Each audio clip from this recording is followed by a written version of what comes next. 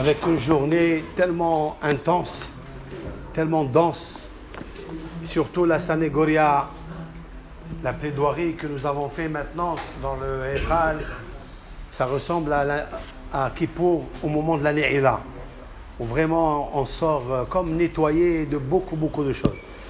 Je voulais expliquer en bref, c'est quoi la force du Ta'anit Dibour, en quoi il est puissant, pourquoi il est Mevatel et Gezerot, pourquoi il enlève tous les mauvais décrets, pourquoi, qu'est-ce qu'il y a? Vous savez très bien que, et ça correspond avec la paracha de la semaine, où le pharaon, Paro, il ressemble à un nahash, il ressemble à un serpent. On l'a comparé énormément à un serpent, c'est incroyable. Paro Neché, on dit que Paro il est Neché parce qu'il n'a pas de pattes, comme le serpent il n'a pas de pattes. Vous voyez?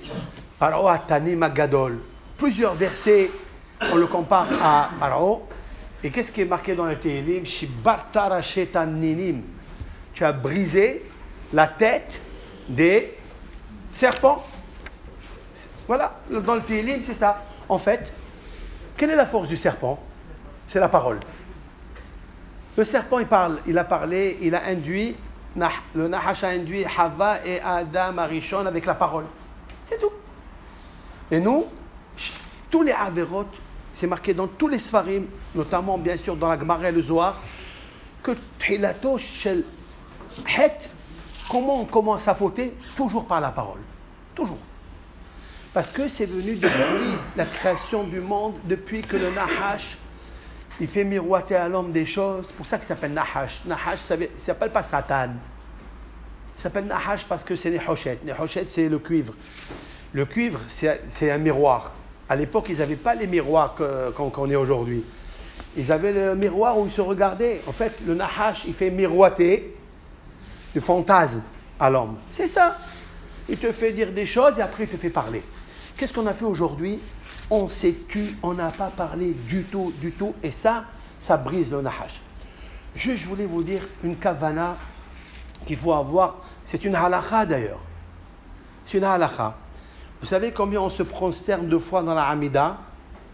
Combien de fois on se prosterne? 4 fois.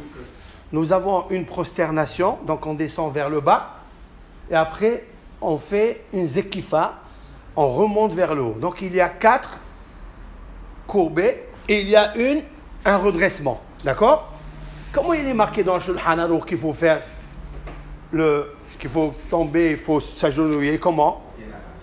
Non. Kemakel. Comme un bâton. Comme la Gemara l'a dit, Ichra ke zihra, vizkof ke hivra. Ça veut dire, il faut quand il se baisse, comme le bâton. Comment il est le bâton? Droit. Il ne faut pas se courber quand tu fais ça. Tu fais comme un bâton. Et quand tu remontes comme ça. Comme le nahash. C'est une halakha. C'est une halakha. À quoi elle sert cette halakha? La Gemara elle dit dans Brachot que tout homme sur la terre, si on le laisse normalement après la mort, on pose le squelette, il se décompose et son dos, il devient comme le nahash. La Gemara elle dit, comme le nahash, ça veut dire le squelette à lui, il se courbe comme ça, en slalom, comme le nahash. Les sadikim, ils restent droits. Quel est le tikkun pour ne pas être hazvé shalom comme le nahash? La halakha que je viens de vous dire maintenant.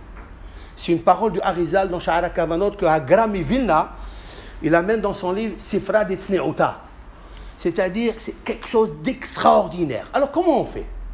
Vous voyez, Moshe Rabbeinu, il a dit à Moshe, Hachem, il a dit à Moshe, prends le bâton, jette-le à terre et transforme-le comme le nahash. Qu'est-ce que ça veut dire? C'est la Hamida. Prends le bâton, ça veut dire quand tu fais la skifa, quand tu fais la kriya, comme le bâton. Mais quand tu remontes comme le nahash. Comme ça, tu vas réparer beaucoup de choses. Là-bas, l'Arizal, il dit, ça veut dire comme ça. Il y a 4, on descend 4 fois et on remonte 4 fois. Les 4 qu'on descend, Yud, Ke, Vav, Ke.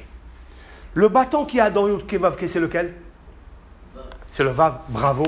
La 3e lettre, Baruch. Aleph, Dalet, Nun, Yud, c'est la montée. Il faut prendre le bâton, le Vav, et faire monter le Noun de Aleph, Dalet, Noun, Yud.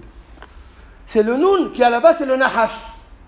Il faut le monter pour honorer la Shekhina.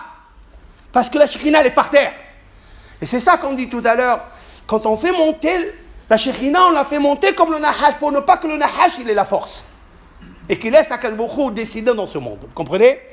Et c'est ça qu'on a fait aujourd'hui. On n'a pas parlé un mot. Vous savez combien on a donné des coups sur la tête du Nahash? On ne peut pas s'imaginer. Parce qu'on ne peut pas, c'est pas possible de se retenir, de ne pas parler.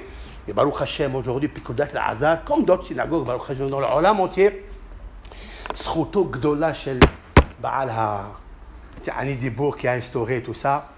Et Ratson qu'Akadosh nous donne la force toujours de faire les mitzvot avec le Yud Kevavke et de faire monter toujours Aleph, Dalet, Nun, Yud.